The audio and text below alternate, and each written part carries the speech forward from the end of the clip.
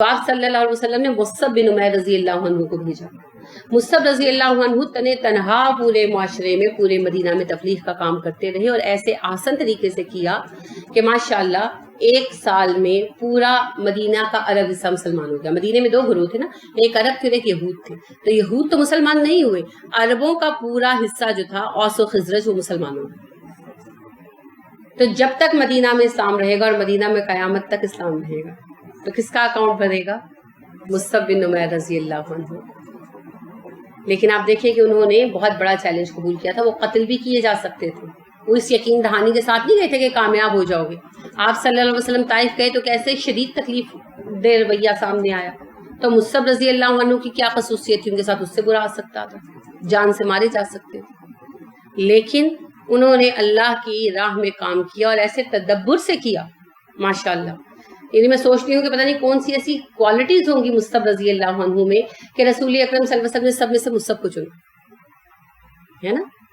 کوئی خاص خوبیاں تو تھیں, تحمل, تدبر, تفکر, بات کہنے کا انداز, بہت کچھ ہوگا. کہ عرب اور پھر عربوں میں کیا خوبی تھی؟ ضدی, مستقل مزاج. جب یہی مستقل مزاجی نیگیٹو معنوں میں ہو تو ضد ہو جاتی ہے. تو ہٹ درم لوگ تھے, اپنے دین پر قائم کھڑے, بات ہی نہیں سنتے تھے, بات ہی نہیں سنتے تھے. تو آپ دیکھیے کہ خود سعد بن معاذ نہیں سنتے تھے, بات ہی نہیں سنتے تھے. سعد بات ہی نہیں سنتے تھے. حضرت سعد رضی اللہ عنہ جو تھے یہ تو شکل دیکھنا گوارا نہیں کرتے تھے مصعب کی. تو ایک دن بیٹھے تھے تو آ کر یعنی کہ کسی نے بتایا کہ مصعب جو ہے وہ تمہارے قبیلے کے لوگوں کو بہکا رہا. ان کے کزن جو تھے اسید بن خزیر مسلمان تھے, ان کے باغ میں بیٹھ کر مصعب کچھ لوگوں کو تبلیغ کر رہے تھے, کچھ ٹیچ کر رہے تھے. تو کسی نے آ کر کہا کہ دیکھو دیکھو اس طرح سے تمہارا بھائی کروا رہا. تو سعد کو بڑا غصہ چڑھا, تو اٹھے تو اسد بن زرارہ ساتھ تھے, وہ بھی کزن تھے. ان کو کہنے لگے کہ اسید کو میں نقصان نہیں پہنچانا چاہتا, تو میں جاؤں گا تو جھگڑا ہوگا, تو اسد تم کچھ کرو. تو اسد بن زرارہ جو ہیں انہوں نے سعد بن معاذ کو روکا اور خود اٹھ کر گئے. تو جب وہاں گئے تو حضرت مصعب سے ملے تو ان کو ڈانٹا ڈپٹا کہ تم کیا ہمارے درمیان فتنہ برپا کر رہے ہو, ہمارے لوگوں کو لڑائے وغیرہ وغیرہ. تو حضرت مصعب نے ساری باتوں کی سنی, پھر کہا 2 منٹ میری بات سن لے بیٹھ کر, اگر نہ پسند آئے تو میں دوبارہ بات نہیں کروں گا. تو اسد بن زرارہ بیٹھ گئے تو بات سنی, تو بس اللہ نے ایسا ماشاءاللہ دل کھولا. اور بات یہ کہ حق پسند لوگ تھے نا, بات سنی نہیں تھی, سنی حق سمجھ آ گئے, واضح سی بات تھی. لہٰذا انہوں نے کہا کہ اچھا بات یہ ہے کہ ایک بندہ ایسا ہے جو اگر مسلمان ہو جائے تو تمام بنی عبد الاشہل مسلمان ہو جائے, اور وہ ہے سعد بن معاذ. میں اسے لے کر آتا ہوں تو تم سمجھاؤ. تو گئے تو انہیں حکمت سے لے کر آئے. ان سے بہانہ کیا, کہنے لگے کہ اسیت پر دشمنوں نے گھیرا ڈالنے کا ارادہ کیا ہے, مخالف یہ قبیلہ خزرج والوں نے. تو چلو, تو ساتھ سب کچھ بھول بھال گئے کہ بھئی جو پہلے چل رہا تھا, بھاگے بھاگے آئے. تو آگے تو امن و امان تھا. تو انہوں نے کہا اس سے تم نے مجھ سے یعنی مکر کیا. تو انہوں نے کہا کہ میں نے آپ کو لانے کے لیے کیا, آپ بیٹھ کر بات سن لیں, اگر آپ کو بات اچھی نہیں لگے گی تو آپ دوبارہ یہ کام ہم بند کر دیں گے, یہ دوبارہ اس کو نہیں کرنے دیں گے, مصعب کو دوبارہ کام نہیں کرنے دیں گے. تو ساتھ بیٹھ گئے اور مصعب نے, اللہ ان کے یعنی مقامات میں برکت دے, میں ہمیشہ یہ بات سوچتی ہوں کہ کیسا یقین اور ایمان تھا نا ان کے اندر. کیونکہ رسول اکرم صلی اللہ علیہ وسلم نے سعد بن وقاص رضی اللہ عنہ کو یہ نصیحت کی, جب انہوں نے کہا کہ میں نصیحت کروں تو اثر کرے, تو آپ نے کیا کہا تھا, پہلے خود عمل کرو پھر نصیحت کرو سعد. تو قول و فعل یکساں تھا, تو مصعب رضی اللہ عنہ کی زبان میں یہ اثر تھا کہ مصعب رضی اللہ عنہ نے اسلام کی تعلیمات پیش کی اور سعد اسی وقت مسلمان ہوئے. حالانکہ چند لمحے پہلے وہ مصعب کے قتل پر آمادہ تھا. اور پھر سعد بن معاذ کے بارے میں اسد بن زرارہ کا کہا بالکل سچ ثابت ہوا کہ اٹھ کر اپنے قبیلے میں آئے, کہا یا بنی عبد الاشہل, سب کو اکٹھا کر کے کہا مجھے ایک ایسا آدمی مانتے ہو. انہوں نے کہا جی تم بہت ذہین ہو, بہت اچھے ہو, بہت اعتبار ہے ہمیں تم پر. تو انہوں نے کہا کہ آج سے تم میں سے جو اسلام نہیں لائے گا میرا اس سے کوئی واسطہ نہیں. سارا قبیلہ اوس کا مسلمان ہوا ماشاءاللہ, سوائے ایک بندے کے, وہ احد کے موقع پر مسلمان ہوئے تھے اور پھر وہ اونٹ سے گر کر مر گئے. تو ان کے سوا پورا قبیلہ مسلمان ہوا اسی وقت. وہ ایک صاحب تھے, وہ پھر بعد میں مسلمان ہوئے. تو آپ دیکھیے کہ اس طرح سے کام ہوا. یہ جو میں نے حج کا ذکر کیا, رسول اکرم صلی اللہ علیہ وسلم حج کے موقع پر ہر سال ہی خصوصیت سے تبلیغ کے لیے نکلا کرتے تھے. لیکن آخری جو 2 سال تھے نا, 11 اور 12 نبوی, اس میں آپ صلی اللہ علیہ وسلم اصل میں ان سے یہ ڈسکس کر رہے تھے بار بار کہ آپ ہمیں اپنے علاقے میں پناہ دیں, ہم وہاں آ جائیں. لیکن وہ اس پر آمادہ کوئی بھی نہیں ہو رہا تھا. یہ سعادت تو انصار کے حصے میں آنی تھی. اچھا انصار کو آپ نے نہیں کہا, انصار نے آپ کو انوائٹ کیا. آپ خود کہا کرتے تھے کہ مدینہ کی طرف تو میرا کبھی دھیان ہی نہیں گیا کہ مدینہ بھی دارالہجرہ ہو سکتا ہے, تو مدینہ والوں نے آپ کو انوائٹ کیا ہے نا. اپنا آنا اور ہے, ان کا بلانا اور ہے, تو جو ہے درجات میں فرق آ جاتا ہے. تو مدینہ والوں نے اس طرح آپ صلی اللہ علیہ وسلم کو بلایا. آپ صلی اللہ علیہ وسلم جاہلیت کے ایام میں حج وغیرہ نہیں کرتے تھے, لیکن جو حج والے آتے تھے ان سے ملتے تھے تبلیغ کے سلسلے سے. ٹھیک ہے, اب یہ بات واضح ہو گئی. اب یہ سارا بیک گراؤنڈ ایک دفعہ واضح ہوا آپ کو. اب پیچھے سے ربط جڑا جو کچھ آپ نے پیچھے پڑا, کیونکہ بیچ میں 1.5 ماہ کا گیپ آیا, تو اب پیچھے سے جڑے اپنے سلسلے کے ساتھ, ربط ضبط بنا دوبارہ, اور آگے کے لیے بھی اب رستہ کھلا. اب انشاءاللہ کل سورہ انعام کی تفسیر شروع کریں گے. آج بیک گراؤنڈ سے متعلق جو آپ کے ذہن میں ہے اس کو آپ پوچھیے. ٹھیک ہے, کوئی سوال؟ جی, قرآن کے آراب کا کام حجاج بن یوسف کے زمانے میں, کیونکہ غیر عرب جب مسلمان ہوئے تو ان کے لیے آراب لگائے گئے. آراب کی سائنس کی بنیاد تو علی رضی اللہ عنہ نے ڈالی. یعنی اصل میں ہوتا یہ ہے کہ زبان پہلے بنتی ہے, قواعد بعد میں بنتے ہیں. دنیا میں کوئی ایسی زبان نہیں ہے کہ پہلے قواعد بنائے ہوں اور بعد میں زبان بنی ہو. ایسا نہیں ہوتا. زبان بنتی ہے, خود بخود بنتی ہے. جب بن جاتی ہے تو پھر دوسرے لوگوں کو جو غیر اہل زبان ہوتے ہیں سکھانے کے لیے قواعد مرتب کیے جاتے ہیں. تو قواعد کیا ہوتے ہیں؟ جو اہل زبان کا طریقہ ہے. جیسے BUT بٹ ہے, PUT کیوں ہے؟ کیونکہ اہل زبان ایسے ہی بولتے ہیں, ہے نا. اسی طرح اردو میں بھی کئی ایسے الفاظ ہیں. یہ میں نے ایک مثال دی, مثالیں دوں گی تو بہت ساری ہو جائیں گی. تو اہل زبان کی جو بولی ہے وہ ٹکسالی زبان قرار پاتی ہے, محاورہ کی زبان. اس زبان کے مطابق قواعد مرتب کیے جاتے ہیں. تو علی رضی اللہ عنہ نے گرامر کے پہلے قواعد مرتب فرمائے جو قریش کا لب و لہجہ تھا اس کے مطابق. کیونکہ ابھی میں نے آپ سے بات عرض کی کہ مکی صورتوں کے مخاطب کون تھے؟ مشرکین مکہ. مشرکین مکہ کون تھے؟ قریش. تو قریش کا لب و لہجہ قرآن کا لب و لہجہ ہے. قریش کی بولی قرآن کی بولی. تو قریش کے جو بولنے کے اسلوب تھے انہی کو کسوٹی مانا جاتا ہے. علی رضی اللہ عنہ نے سب سے پہلے جو اس وقت کے بنیادی اصول تھے ان کو ڈرائیو آؤٹ کر کے سامنے رکھا. پھر اس کے بعد اس پر کام ہوتا رہا. حضرت علی رضی اللہ عنہ کی شاگردوں نے کافی کام کیا. پھر حجاج بن یوسف نے اس پر باقاعدگی سے کام کرایا. ایسا نہیں کہ اس سے پہلے ہوا نہیں تھا, ہوا تھا, مگر سرکاری سطح پر اس کو باقاعدہ ابھی پھیلایا نہیں گیا تھا. تو حجاج بن یوسف کا جو ذمہ تھا نا وہ غیر عرب ممالک کی طرف تھا نا, ہندوستان وغیرہ کی طرف. تبھی تو پھر محمد بن قاسم والا سلسلہ بھی حجاج کے ذریعے پیش آیا تھا. تو ان معاملات کو دیکھتے تھے حجاج. تو اس وجہ سے پھر حجاج کو یہ مسئلہ زیادہ فوکس کرنا پڑا اس مسئلے پر کہ لوگوں کو قرآن سیکھنے میں دقت آتی تھی. آراب کی سائنس بن چکی تھی مگر قرآن کے نسخوں پر آراب لگنے شروع نہیں ہوئے تھے, تو غیر عربوں کو بہت مشقت آتی تھی. تو اس پر پھر حجاج بن یوسف نے علماء سے ڈسکشن کی. تو علماء نے کہا کہ جی کام تو ہو چکا ہے اس پر. تو پھر حجاج جو تھے انہوں نے پھر یہ آرڈر جاری کیا کہ غیر عربوں کے لیے معرب جو ہے نا, آراب والے جو ہیں وہ نسخے بنائے جائیں. تو پھر ان کے اوپر آراب لگائے گئے اور اس کو سرکاری سرپرستی حاصل ہوئی. نہیں, نکتے پہلے بھی تھے. البتہ عرب جو بہت ماہر اہل زبان تھے نا وہ بغیر نکتوں کے بھی اپنے لیے لکھ لیا کرتے تھے. یعنی کہ وہ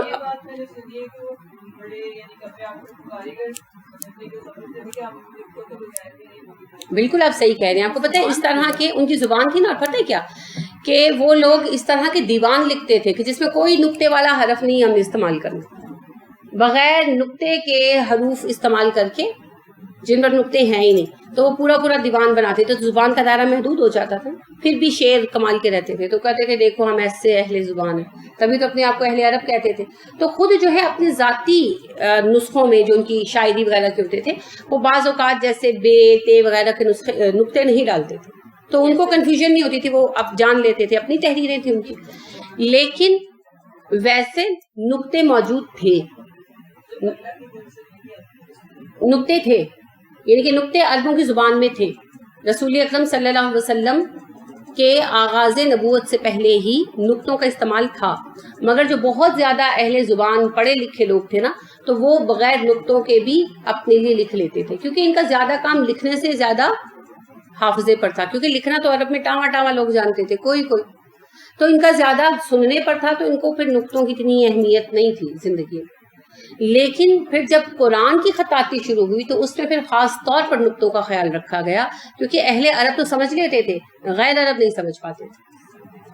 اور پھر اسی کے غیر عربوں کے لیے ہی صحابہ کے زمانے میں، جیسا کہ میں نے عرض کیا، عثمان رضی اللہ عنہ کے زمانے میں علی رضی اللہ عنہ نے گرامر پر کام شروع کیا اور کافی کام کیا. پھر جب اپنا ان کا عہد حکومت آیا تو بیچارے مصروف بہت ہو گئے، پھر وفات پا گئے تو ان کے شاگردوں نے بہت کام کیا. تو اس کام کو سرکاری سرپرستی تو حاصل تھی، مگر باقاعدہ اسے لکھنے میں استعمال نہیں کیا جا رہا تھا، بس ایک تحقیقی کام کی حیثیت حاصل تھی. حجاج بن یوسف نے اسے عام کیا، یعنی اس کو باقاعدہ نسخوں میں لگوا کر وہ نسخے غیر عربوں کے لیے عام کی. تو یہ بہت بڑی خدمت تھی جو انہوں نے سر انجام دی. لیکن اس سے جو یہ کہہ دیا جاتا ہے کہ حجاج بن یوسف نے ہی آراب لگوائے، وہ اس معنی میں نہیں کہ ایجاد انہوں نے یہ طریقہ کیا، اس کو تو صحابہ کرام رضی اللہ عنہم علیہم اجمعین نے خود آوازوں کے مطابق کیا. آراب اصل میں آوازیں ہیں کہ جہاں آواز او کی آتی ہے وہاں پیش ہے، جہاں آواز نیچے چلی جاتی ہے ای کی آتی ہے وہاں زیر ہے، جہاں درمیانی ہے آ وہاں پر زبر ہے، پھر جہاں او کی آواز لمبی ہے وہاں پر الٹا پیش ہے او، پھر جہاں آ کی آواز لمبی ہے وہاں پر کھڑا زبر ہے آ، پھر جہاں پر لیٹی ہوئی آواز نچلی آواز لمبی ہے وہاں پر کھڑی زیر ہے ای. تو یہ ووولز کا کام ہے جو ان سے لیا گیا، ان آراب سے. تو یہ آراب جو تھے یہ علی رضی اللہ عنہ نے ہی ان کو جو ہے شکل دے دی تھی، اور ان کے شاگردوں نے اس پر بہت کام کیا، مگر ان کو کتابوں میں استعمال کرنے اور عام کرنے کا صحرا حجاج بن یوسف کے ساتھ ہے. یہ بھی چھوٹی خدمت نہیں ہے، بہت بڑی خدمت ہے جس کا اجر وہ قیامت تک پاتے رہیں گے. کیونکہ ابھی بھی آپ دیکھیں وہاں جا کر اگر آپ ایسا قرآن اٹھائیں جو پیورلی عربی ہو تو اس میں آپ کو نقطوں سے کنفیوژن ہونے شروع ہو جاتی ہے. بالکل صحیح کہا آپ نے، جنہوں نے عربی نہیں پڑھی ہوئی نا ان کو نہیں پڑھا جاتا، ان کو نقطوں کی سمجھ نہیں آتی. تو یہ پھر آپ سوچیں کہ اگر ہمیں بالکل ویسا ہی قرآن پڑھنا پڑتا تو ہمیں بہت مشقت کرنا پڑتی. ابھی تو ہمیں اردو کی طرح لگتا ہے نا آسان سا، عربی نہ ہو تب بھی جو ہے نا سمجھ نہیں آتی. بالکل صحیح کہا آپ نے، کیونکہ گرامر کے بغیر آ ہی نہیں سکتی. بغیر نقطوں کے تو تب پڑھا جائے گا جب عربی، بغیر اعراب کے تب پڑھا جائے گا جب عربی زبان پر پوری کمانڈ ہو اور یہ پتا ہو کہ کیسے لکھا گیا کیسے پڑھنا. جی بالکل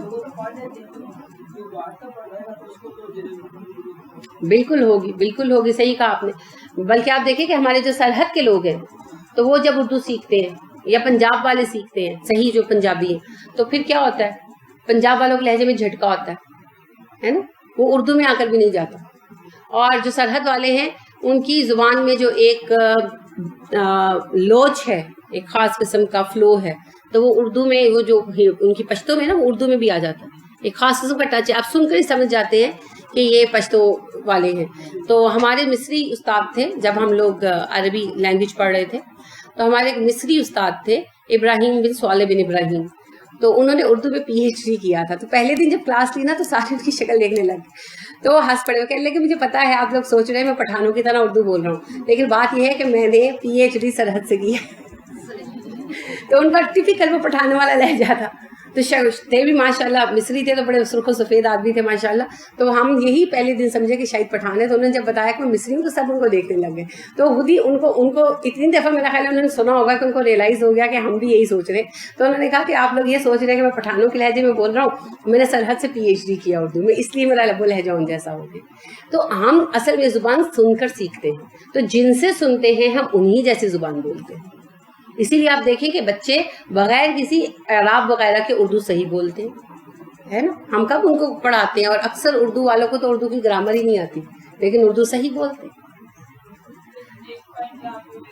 ان سے بحث ہوئی تو وہ کہتے ہیں یہ میلاد کا جو ہے کہ یہ بھی نبی پاک کے زمانے میں نہیں تھا, انہوں نے نہیں ہے, صحابہ نے نہیں کیا, تو یہ عراق اور یہ جو ہوتے ہیں یہ بھی ان کے زمانے میں نہیں تھے, یہ بھی بات ہے, یہ بھی بدعت کے شامل نہیں ہے. میں نے مجھے اس طرح قائل کرنے کی کوشش کی, مجھے آگے سے اچھا, بہت اچھی بات کر رہی ہیں کہ میلاد جو ہے یہ رسول اکرم صلی اللہ علیہ وسلم کے زمانے میں نہیں تھا تو بدعت ہے, تو پھر نقطے بھی بدعت ہوئے, تو پنکھا بدعت نہیں ہے, پنکھے بھی تو عہد نبوی میں نہیں تھے. پھر آپ انجیکشن بھی لگواتے ہیں, یہ بھی عہد نبوی میں نہیں تھا. گولیاں بھی کھاتے ہیں درد کی, یہ بھی عہد نبوی میں نہیں تھی. مشینوں پر کپڑے بھی مت سلائیں, سوئیوں سے بیٹھ کر سیے, کیونکہ وہ بھی عہد نبوی میں نہیں تھی. بدعت صرف دین کی عبادات کے اندر نکالا گیا طریقہ ہے, کیونکہ رسول اکرم صلی اللہ علیہ وسلم نے وضاحت فرمائی. آپ صلی اللہ علیہ وسلم نے فرمایا خیر الحدیث کلام اللہ, سب سے اچھا کلام اللہ کا کلام, وخیر الہدی ہدی محمد, اور بہترین طریقہ محمد کا طریقہ ہے. ٹھیک ہے, اور پھر مزید فرمایا بدترین کام وہ ہے جو محمد کے طریقے پر نیا بنایا گیا. ٹھیک ہے, اور ہر وہ کام جو نیا بنایا گیا وہ ایک بدعت ہے, اور ہر بدعت گمراہی ہے, ہر گمراہی کا ٹھکانہ جہنم. ٹھیک, تو پوری وضاحت ہے. بہترین کلام اللہ کی کتاب ہے, بہترین طریقہ محمد کا طریقہ ہے, اور بدترین کام وہ ہیں جو اس طریقے میں نئے وضع کیے گئے ہوں. جو اس میں نیا وضع کیا گیا وہ بدعت ہے, اور ہر بدعت گمراہی ہے, اور ہر گمراہی کا ٹھکانہ جہنم ہے. اب اس میں بات یہ ہے کہ عبادات اور اعمال جو ہمارے اسلام کے ہیں ان میں کوئی بھی نئی چیز بنانے میں ہمیں اجازت نہیں. چلیے یہاں یہ چیز بھی سمجھ لیجیے, قرآن کی تفسیر کے دو رخ ہیں. ٹھیک ہے, ایک میں آپ نے آگے سے آگے جانا ہے, اور دوسرے میں پیچھے سے پیچھے جانا ہے, یہاں تک کہ رسول اکرم صلی اللہ علیہ وسلم کے قدموں پر پہنچے. دو رخ ہیں, ہمیشہ یاد رکھیں. ایک ہے دنیاوی علوم, سائنس, ٹیکنالوجی, علم, یہ آگے سے آگے بڑھتا جائے گا, بڑھتے جائیں اس کے ساتھ ساتھ. بہت ساری چیزیں صحابہ کرام رضی اللہ عنہم علیہم اجمعین نہیں سمجھ سکتے تھے جیسے ہم سمجھ سکتے ہیں. جیسے زمینیں, آسمان, اللہ نے فرمایا ہر چیز فضا میں تیر رہی ہے. آپ نے پڑھی ہے نا آیت, ہر چیز اپنے مدار میں تیر رہی ہے. صحابہ نہیں سمجھ سکتے تھے, ہم سمجھ سکتے ہیں. حتیٰ کہ 18ویں صدی تک یہ سمجھا جاتا تھا زمین ساکن ہے, زمین ساکن. پھر کہا گیا نہیں, زمین ساکن نہیں ہے, سورج ساکن ہے, سب کچھ سورج کے گرد گھومتا ہے. پھر 20th سینچری میں جا کر کہا گیا نہیں, سورج بھی گھوم رہا ہے. اور آج ہم بخوبی جانتے ہیں کہ ہر ایک چیز گھوم رہی ہے, کوئی چیز رکی ہوئی نہیں ہے. اور قرآن نے جب 1450 سال پہلے اس بات کا اعلان فرمایا, کلن فی فلک یسبحون, ہر ایک اپنے اپنے مدار میں گھوم رہا ہے, اس وقت صحابہ کے سامنے اس کی کوئی تصویر نہیں تھی. انہوں نے تو بس کہا آمنا وصدقنا. ہم آج اس کا ماڈل بنا کے سامنے رکھتے ہیں. رکھا ہے کبھی ماڈل؟ ابھی پچھلے دنوں ایک بچے کو فیملی کے جو ہے وہ یہ سولر سسٹم کا ماڈل ہم نے بنا کر دیا, تو میرے میاں نے اس میں موٹر وغیرہ لگا کر اس کو چلا دیا نا, تو باقاعدہ وہ گھوم رہے تھے. تو آج ہمارے بچوں کو پتا ہے کہ اچھا اس طرح اس طرح اس طرح اس طرح گھوم رہے ہیں, یہ مطلب ہے یوں بھی گھوم رہے ہیں, روٹیٹ بھی کر رہے ہیں, اور ریوالو بھی کر رہے ہیں, ایسے بھی چکر کاٹ رہے ہیں. بچے کو پتا ہے, ایوری ون نوز.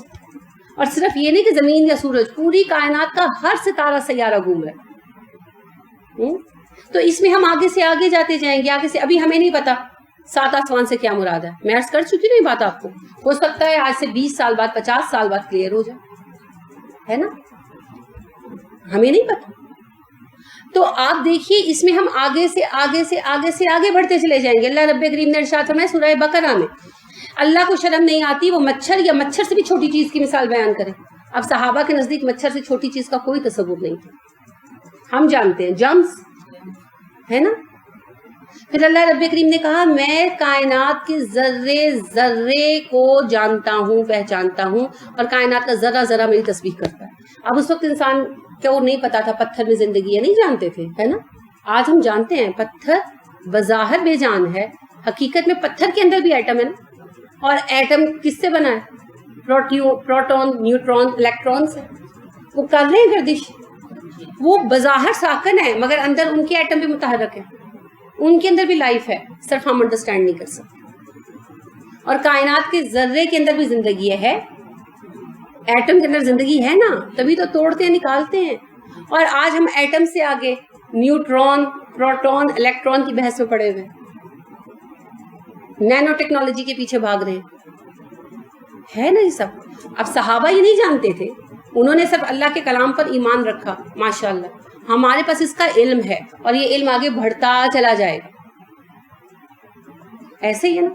फिर अल्लाह ने कहा अपनी आंख को देखो, अब सहाबा ने तो ऊपर से ही देखा, फिर बाद में इब्न हेशम ने आंख की साख बयान की। आज जिस तरह हम आंख को जानते हैं उस तरह उस जमाने में कोई नहीं जानता था। आज जिस तरह हम अपने निज़ाम हाज़िम को जानते हैं, अपने दौरान खून को जानते हैं, कोई नहीं जानता। और हम देखते हैं कि कैसी कारीगरी है रब्बे करीम की, कैसी कारीगरी है ना। फिर आप देखिए कि जनीन के जो हैं बयानात कुरान में बच्चे के बनने के, तो वो कितने बारीक बीनी के साथ बयान हुए। और आप देखिए कि जब कोई साइंटिस्ट उनको देखता है तो कितना हैरान होता है। तो अल्लाह रब्बे करीम ने ये सारा कुछ जो बयान किया, सहाबा ने इसे यकीन और ईमान के दर्जे में माना, मगर हम इसे इल्मुल यकीन के दर्जे में मानते हैं, इसलिए कि हम ये सब कुछ देख रहे हैं। तो इसमें हम आगे बढ़ते जाएंगे, बढ़ते जाएंगे, बढ़ते जाएंगे, बढ़ते जाएंगे, इसमें पीछे आने की ज़रूरत नहीं है। अगर किसी चीज़ के बारे में सहाबा का उस वक्त कोई नज़रिया था साइंस के किसी चीज़ के मामले में, और आज साइंस ने उसको गलत साबित कर दिया, तो उसमें कोई परेशानी की बात नहीं, क्योंकि सहाबा के पास साइंस का इल्म महदूद था। तो इसमें हम आगे से आगे से आगे साइंटिस्ट को फॉलो करेंगे जो बेहतर, थेरी की बात नहीं कर रही, एक तो थेरीज है ना, जैसे ये एवोल्यूशन की थेरी है, उसकी बात नहीं कर रही। जो कवानीन है, जैसे न्यूटन के कवानीन है हरकत के, कितने मुअस्सर और कितने मजबूत हैं और रसूलों से साबित हैं। तो इस तरह जो कवानीन साइंस के वज़ा किए जाएं तजर्बात के ज़रिए, उन कवानीन को कबूल ना करने का कोई सबब नहीं है। हम उनके सामने आगे से आगे से आगे बढ़ते जाएंगे। अच्छा, अब देखें कुरान में बार बार कल्ब का जिक्र किया गया। आप देखिए कि अभी किस चीज़ की बात कर रही थी मैं, कुरान बार बार कल्ब का जिक्र करता है ना, कि कल्ब, अपने दिल को, अपने कल्ब को देखो। तवील अरसे तक लोग कहते रहे कि कल्ब का लफ्ज़ वैसे इस्तेमाल हुआ है, ख्यालात एहसासात की आमाज का दिमाग है? आज साइंस जानती है और मानती है। ये जो मशहूर पीछे साइंटिस्ट फोत भी हुए हैं, जो माजूर थे, आपका नाम याद आता तो बताएं, बड़े फेमस साइंटिस्ट थे और माजूर थे। खैर ये मशहूर हैं, अभी नाम मेरे जहन में आता तो मैं बताती हूँ। तो उनका भी यही मसला था, दिल के ऊपर, हार्ट के ऊपर छोटे छोटे, बहुत छोटे छोटे दाने से होते हैं, बाल से होते हैं, जो बहुत ही माइक्रो लेवल पर छोटे हैं। तो वो जो है हमारे हिस्सियात को एक्टिव रखते हैं, ठीक है, हमारी हिस्स को, हमारे इदराक को वो एक्टिव रखते हैं। तो अगर किसी के वो जो बाल से हैं, वो जो रेशे से हैं, वो काम करना बंद कर देते हैं, तो उस बंदे की सेंसेस फेल हो जाती है। ये जो साइंटिस्ट है, रिसेंटली फोर्थ हुए हैं बेचारे, तो हाँ जी, ये जो है इनका यही मसला था, इनका यही मसला था, इसी वजह से इनकी पूरी बॉडी कोलैप्स कर गई थी। तो आज साइंस ये मानती है कि मरकज़े हवास असल में दिमाग नहीं, वो सिर्फ तहरीक देता है। मरकज़े हवास दिल ही है। जब दिल की ये सलाहियत फेल होती है तो पूरी बॉडी कोलैप्स कर जाती है। अब देखिए ये साइंस आगे बढ़ रही है ना, कुरान साइंस की किताब नहीं है, लेकिन साइंस के जितने मुबाहिस कुरान में बयान हुए वो बिल्कुल सही है। क्यों सही है? इसलिए कि कुरान अल्लाह की किताब है। तो बनाया किसने है? अल्लाह ने। साइंस डाली किसने है? अल्लाह ने। तो लिहाजा डॉक्टर बुकाए जो हैं, इन्होंने रिसर्च की, बहुत फ्रांसीसी आदमी है, इन्होंने बहुत रिसर्च की, मुसलमान हुए माशाल्लाह बाद में। तो इनकी किताब है the science, the Quran and the Bible, बाकायदा बुक है। उन्होंने ये कंपेयर किया कि कुरान ने साइंस के जितने नज़रियात पेश किए हैं, अभी तक साइंस जहाँ तक पहुँच सकी है वो सही है, और बाइबल के अक्सर बयानात गलत है। क्यों? इन्होंने तहरीफ कर दी ना। अल्लाह की तरफ से बयानात आते तो कभी गलत ना होते, इन्होंने बदल दी, तो लिहाजा बीच में इनकी अपनी जो कारस्तानियां, मुँह शगाफियाँ आई, वो गलत हो गई बहुत सारी। तो ये है कुरान का एक रुख, इसमें हम आगे से आगे जाएंगे। लिहाजा इल्म भी साइंस है, लिखना पढ़ना साइंस है कि नहीं है? लिखना पढ़ना बजाते खुद एक साइंस है। तो इसके लिए नए नए तरीके ईजाद होते हैं। अब देखिए कलर्स के जरिए पढ़ा जा रहा है, پہلے بلیک بورڈ کے اوپر وائٹ چاک سے لکھا جاتا تھا, پھر وائٹ بورڈ کے اوپر بلیک مارکر سے لکھا جانے لگا. آپ کہہ رہے کلرفل چیزوں سے پڑھاؤ, مختلف چیزوں کو مختلف رنگوں میں لکھو, زیادہ آسانی سے یاد ہوتا ہے. اور یہ حقیقت بھی ہے, رنگدار چیزیں جو ہے نا انسانوں کو یاد رہتی ہے نا. آپ کو یاد رہتا ہے نا کپڑوں کے پرنٹ وغیرہ, آپ عرصے بعد بھی کوئی ملتا جلتا پرنٹ دیکھتے ہیں, پہچان لیتے ہیں, کہتے ہیں میرے پاس ایسا تھا, پچھلے سیزن میں نے بنایا تھا. وہ آپ کو رنگوں کی وجہ سے یاد رہ جاتا ہے. انسان ڈفرینٹ چیزوں کو یاد رکھنے کی صلاحیت رکھتا ہے, ذہن محفوظ کر لیتا ہے. کلر ذہن کو زیادہ افیکٹ کرتے ہیں, لہٰذا اسی سائنس کے تحت اب بچوں کی کتابیں کلرز میں چھاپی جانے لگ گئی. کہ فرض کریں کہ اسم جو ہیں وہ بلو کلر میں, تو ورب جو ہیں وہ ریڈ کلر میں کر دیتے ہیں, اور جو ہیلپنگ وربز ہیں ان کو پیلا کر دیا. اس طرح مختلف اسکیمز بناتے ہیں. تو قرآن آسان تحریک نے قرآن کے لیے بھی ایسے کیا نا, قرآن آسان تحریک والوں نے, کہ ان کو 3 رنگوں میں شائع کرنا شروع کر دیا, اور اس سے فائدہ دیا لوگوں کو. تو یہ ریسرچ ہے. اسی طرح آپ دیکھیں کہ موٹا لکھنا جو ہے, موٹا لکھا ہوا وہ زیادہ آسانی سے یاد رہتا ہے. پھر شفاف لکھا ہوا تو کتابت آئی, کتابت کے بعد پھر پرنٹنگ آئی. تو چیزیں ایوالو ہو رہی ہیں, بڑھ رہی ہیں, بہتر ہو رہی ہیں. اسی کے اندر ٹیکنالوجی ہے یہ کہ آراب لگائے گی. یہ ٹیکنالوجی کی بات ہے, دین میں تبدیلی کی بات نہیں. دین میں تبدیلی وہ ہے کہ اگر اللہ معاف فرمائے میں کہوں کہ نہیں ظہر کی 4 نہیں 5 رکعتیں فرض, یا ظہر کی 4 نہیں 3 رکعتیں, یا میں یہ کہوں کہ ظہر کی نماز کی فلاں رکعت میں سجدے اتنے کر لو, یا یعنی فلاں مہینے کا فلاں عمل ہے, کرو گے تو اتنا اور اتنا اجر ملے گا. یہ ہے دین کے اندر مداخلت کرنا. اور اگر قرآن پڑھانے کے لیے یا کوئی تعلیم دینے کے لیے میں کسی طریقے کو اختیار کرتی ہوں, کہ یہ طریقہ جیسے ابھی میں نے آپ سے عرض کیا کہ قرآن کے سورتوں کے مرکزی مضامین کے اعتبار سے قرآن کی ایک تقسیم اب کی گئی, یہ علماء نے اب کی ہے, یہ پچھلی صدی میں 20ویں صدی میں اس کے آخر میں. تو یہ قرآن کے اندر کی تبدیلی نہیں ہے, یہ قرآن کو پڑھنے کا اور سیکھنے کا ایک آسان اسلوب ہے. تو یہ تو ٹیکنالوجی ہے, یہ تو چلتی رہے گی, ہر زمانے میں چلے گی. ٹھیک ہے, اس میں ہمیں آگے سے آگے جانا ہے.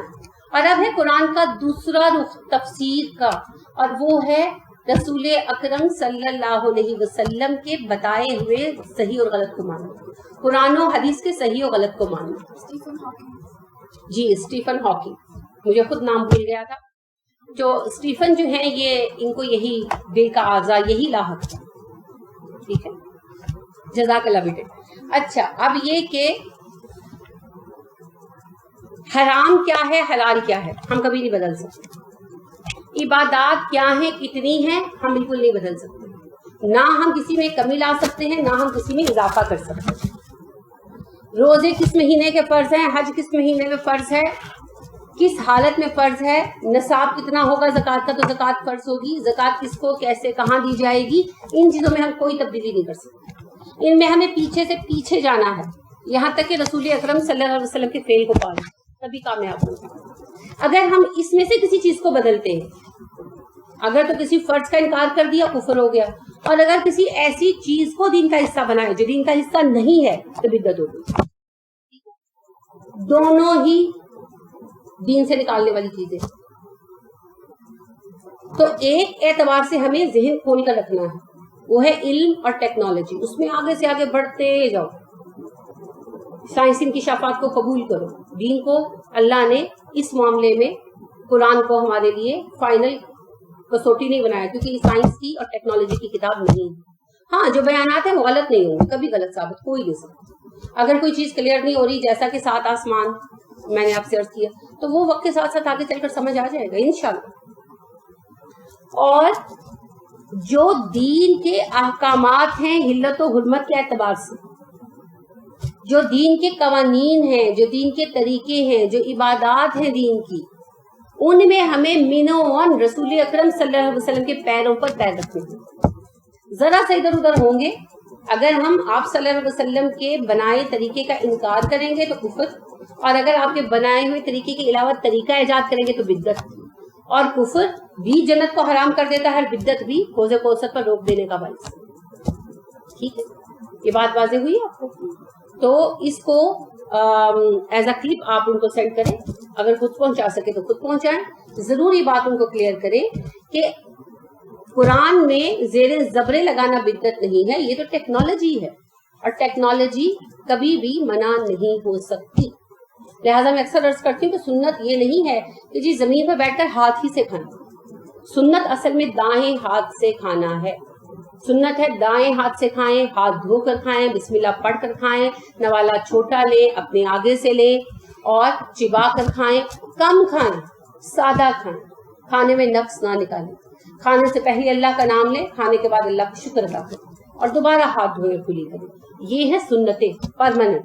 رہ گیا ہاتھ سے کھانا یا زمین پر بیٹھ کر کھانا, یہ ضروری نہیں ہے. آپ چاہیں تو آپ ٹیبل پر بیٹھ کر کھائیں, آپ چاہیں تو چمچے کانٹے سے کھائیں, لیکن اصل سنت کو فالو کریں. ٹھیک ہے. اگر رسول اکرم صلی اللہ علیہ وسلم کے زمانے میں چیزیں میسر ہوتی تو میں سمجھتی ہوں آپ استعمال کرتے, کیونکہ اس میں نظافت زیادہ ہے, اور آپ صلی اللہ علیہ وسلم کو بہت نظافت پسند ہے. جی کہتے ہیں کہ یہ جو تعویذ ہے یہ آپ کی نیت پہ ڈپینڈ کرتا ہے. اب اگر آپ یہ کہو کہ آپ ڈاکٹر کی میڈیسن کھا رہے ہو تو جو ہے اس نے مجھے صحت دی ہے, تو وہ بھی آپ نے شرک کیا اللہ کے کیسے سمجھا؟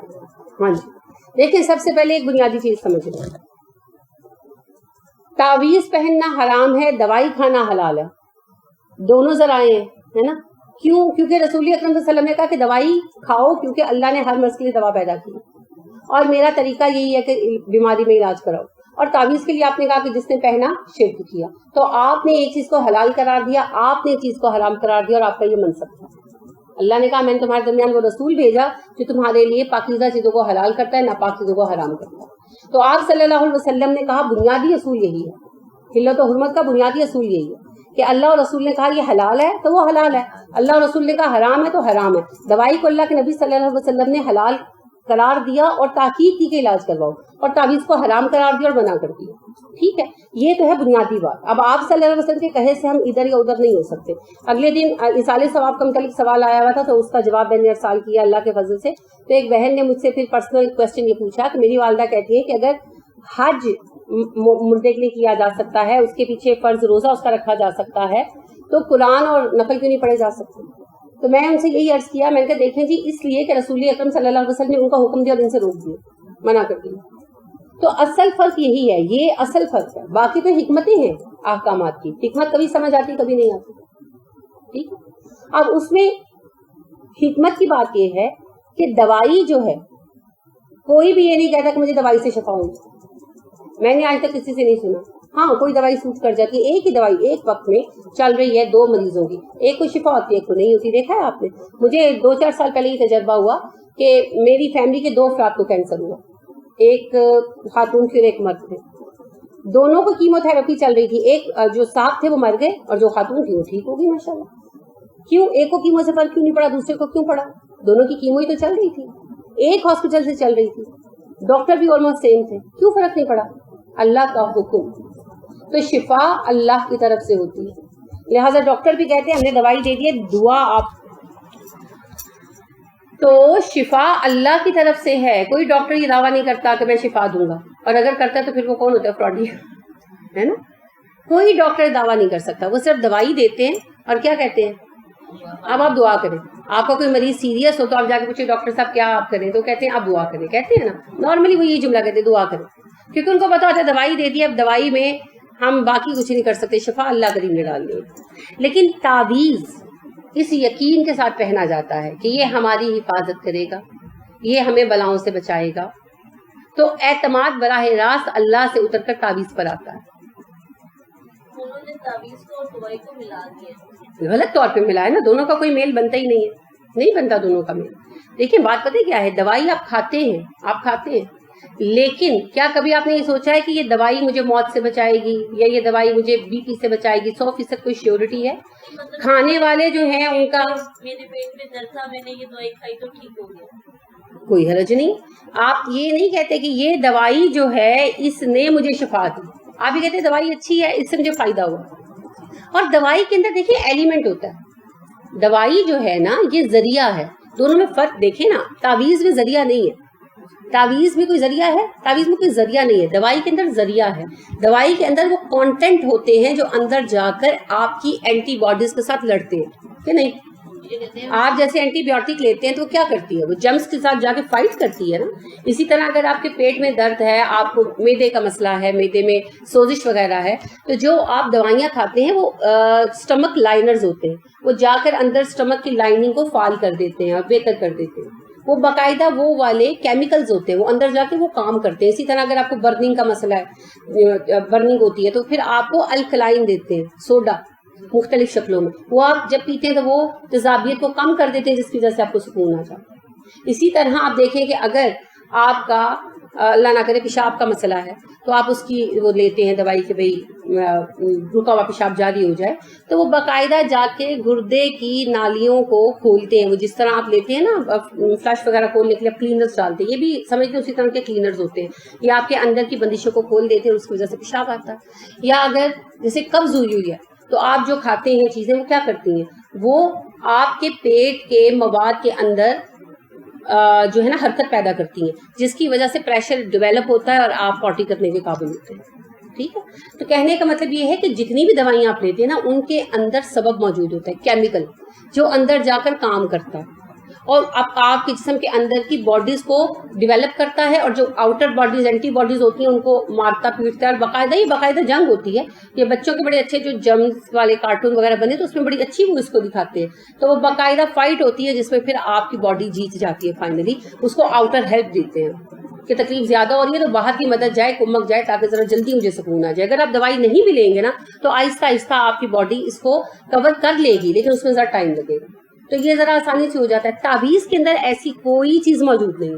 اسے کہتے ہیں تعویذ جو ہم یہ قرآن پاک, یہ قرآن پورا ایک یہ شفا ہے, تو اس لیے ہم تعویذ پہنتے ہیں کہ اس سے بڑی خوبصورت بات جو ہے نا امام کعبہ ابو الحامد غامدی صاحب نے فرمائی تھی. ان سے یہی ایگزیکٹلی یہی لکھ کر کوشچن بھیجا تھا کسی نے 2015 کے حج میں, کہ جناب قرآن شفا کہا گیا ہے, تو اگر ہم قرآن سے تعویذ پہن لیتے ہیں تو حرج کیا ہے. انہوں نے بڑی پیاری بات کی, انہوں نے کہا شہد بھی تو شفا کہی گئی ہے, شہد کی بوتل گلے میں کیوں نہیں لٹکاتے آپ, کیونکہ شہد کھانے سے شفا ہوگی, لٹکانے سے شفا نہیں ہوگی. تو قرآن میں شفا ہے, بلا شک و شبہ شفا ہے, مگر قرآن پڑھنے اور سننے سے شفا ہوگی, قرآن لٹکانے سے شفا کیسے ہوگی. وہ کہتے ہیں کچھ کٹر وہابی علماء جو ہے نا وہ نہیں, آپ نے احادیث کا ریفرنس سامنے رکھا. ہاں دیکھیں یہاں پر جو ہے نا غلط ذہنی جو ہے وہ کیسے دور ہوگی, ذہن میں جو غلط استدلال بیٹھا کہ وہابی علماء, یہ تب دور ہوگا جب آپ حدیث سامنے رکھ دیں. ٹھیک ہے, میں آپ کو انشاءاللہ آج یا کل وہ احادیث ریفرنس کے ساتھ پوسٹ کر دوں گی, تو آپ ان احادیث کو ان کو دکھا دیں, کیونکہ ہمارا ذمہ ہے بلاغ. تو بلاغ تب ہوگا جب ہم رسول اکرم صلی اللہ علیہ وسلم کا کال پہنچائیں گے. جب تک بات رہے گی نا عالموں کی, تو یہ وہابی سنی بحث ٹھپ نہیں ہو سکتی. آپ ان کو حدیث ریفرنس کے ساتھ دیں اور ان کو کہیں دیکھیں میں نے اپنا فرض پورا کر دیا, اب آپ حدیث کو چاہے مانے چاہے نہ مانے. تو پھر اگر وہ حدیث کو خدا نخواستہ رد کر دیتے ہیں تو پھر ان کے لیے دعا کریں, اللہ ان کے حال پہ رحم کرے. کیونکہ ہر بندے کی بات کے لیے آپ کے پاس اختیار ہے, چاہے مانے چاہے نہ مانے, مگر رسول اکرم صلی اللہ علیہ وسلم کی بات ماننا ہی پڑے گی. اور آپ صلی اللہ علیہ وسلم سے آ کر پوچھا گیا, یہ بات بھی سنیں جو آپ کہہ رہے ہو نا, یہ بات پوچھی گئی آپ صلی اللہ علیہ وسلم سے کہ اللہ کے نبی صلی اللہ علیہ وسلم کیا ہم دم کروا لیا کریں. آپ نے فرمایا ہاں, قرآن سے دم کروانے میں حرج نہیں. انہوں نے کہا جی ہم تعویذ پہن سکتے ہیں. آپ نے فرمایا نہیں. انہوں نے کہا جی ہم علاج کروا سکتے ہیں. آپ نے فرمایا ہاں علاج کروایا کرو, کیونکہ علاج اللہ نے ہر بیماری کے لیے پیدا کر رکھا. تو آپ صلی اللہ علیہ وسلم دو چیزوں کو جائز اور ایک کو منع کر رہے ہیں, حرام قرار دے رہے ہیں. یہ ہے بنیادی ریزن. اور اس میں عقلی ریزن یہ ہے کہ قرآن پڑھ کر جب بھی آپ دم کریں گے شفا ہوگی, وہ قرآن کی خاصیت ہے. ٹھیک ہے, دوائی کھائیں گے دوائی کا کیمیکل اثر کرے گا, لہٰذا شفا اللہ کا حکم ہوگا تو ہوگی. بعض اوقات کیمیکل کے باوجود نہیں ہوتی, اللہ نوز. آپ دیکھیں بعض اوقات آپ ایک ٹیبلٹ لیتے ہیں تیزابیت کی, ایک ٹیبلٹ لیتے ہیں اور سکون آ جاتا ہے. اینو کا ایک پیکٹ پیتے سکون ہو جاتا ہے. بعض اوقات کیا ہوتا ہے اینو بھی پیا, سوڈا بھی پیا, بوتل بھی پی, دودھ بھی پیا, سکون ہی نہیں آ رہا. ہوا کبھی ایسا ہو جاتا ہے نا کبھی. یعنی ایک دفعہ رات کے وقت میرے میاں کو تیزابیت ہوئی اور اتنی چیزیں میں نے دیں اور انہیں فرق نہیں پڑا تھا کہ یعنی وہ ٹائم آیا کہ میں پریشان کی حالت دیکھ رہی ہوں کہ میں نے بیٹے کو کہا کہ چلو ایمرجنسی چلتے. تو پھر یعنی میرے میاں نے کہا کہ مجھے ایک دفعہ اور میں یہ ڈوز دیتا ہوں, سوڈا کی تو اگر نہ فرق پڑا پھر چلیں گے. تو وہ لیا تو بس پھر اللہ کا کرنا ہوا, شفا ہو گئی. لیکن رات 11 بجے سے رات کے 3 بج گئے تو ایسیڈیٹی کنٹرول نہیں ہو رہی اور اتنی بری حالت ہو گئی تھی آخر میں کہ میں واقعی ڈر گئی اور میں نے اپنے بیٹے کو, میں معمولی باتوں پہ نہیں گھبراتی مگر میں نے اپنے بیٹے کو فون کر کے بلا لیا کہ میں نے کہا کہ چلو ہاسپٹل چلتے ہیں. کہ آپ دیکھیے کہ کیا ہے ایسیڈیٹی, آپ اتنا سا وہ سوڈا گھول کر پی لے فرق پڑ جاتا ہے, دودھ کا ایک گھونٹ پی لے فرق پڑ جاتا ہے نا, مگر وہی چیزیں ہیں اور نہیں شفا آ رہی, آپ کچھ بھی نہیں کر سکتے. تو کیمیکلز ہیں جو افیکٹ کرتے ہیں, اور تعویذ میں کیا ہے, کچھ بھی نہیں, کچھ بھی نہیں. ٹھیک ہے. اب اس میں یہ ہے کہ لوگ مانتے نہیں ہیں کیونکہ ہمارے یہاں مسجدوں کے اندر بیٹھ کر تعویذ دیے جاتے ہیں.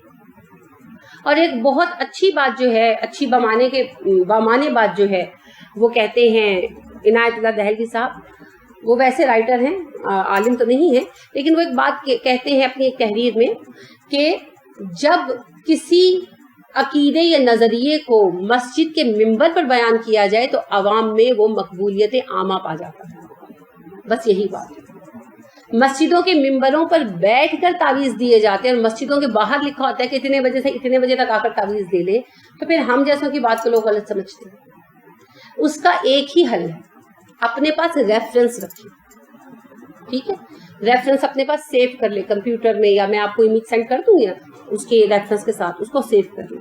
جب ایسی بحث پیش ہو تو ان کو ریفرنس پیش کر دیں, پھر وہ مانے یا نہ مانے ان کی مرضی. ان کو بتائیں کہ ہم کسی وہابی یا سنی یا شیعہ عالم کے کہنے پر نہیں جا رہے, ہم تو اس حدیث کو مد نظر رکھ کر جا رہے ہیں, اس حدیث کی یہ اور یہ اہمیت ہے.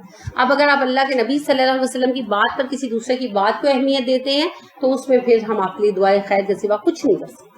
چوائس اپنی اپنی. ٹھیک ہے, اور کوئی بات؟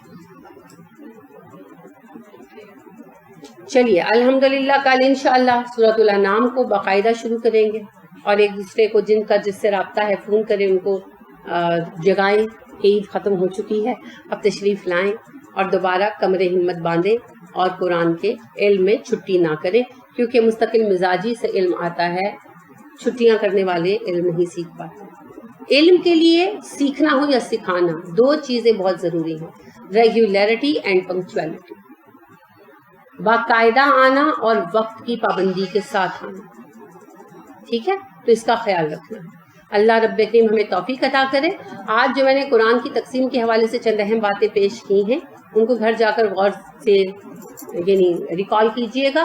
اگر کوئی بات سمجھ نہ آئے تو کل پوچھیے گا, کیونکہ یہ چیزیں آپ کو کلیئر ہوں گی تو آگے قرآن کے بارے میں آپ کا پرسیپشن جو ہے وہ وسیع تر ہوتا جائے گا, آپ کا کینوس بڑا ہو جائے گا. ٹھیک ہے انشاءاللہ. اللہ رب کریم ہمیں وسعت قلبی اور وسعت ذہنی عطا فرمائے, اور ہمیں علم کا احاطہ کرنے اور اس پر عمل کرنے کی توفیق عطا فرمائے. آمین. سبحانک اللہم و بحمدک و نشہد ان لا الہ الا انت و نستغفرک و نتوب الیک. السلام علیکم و رحمۃ اللہ وبرکاتہ.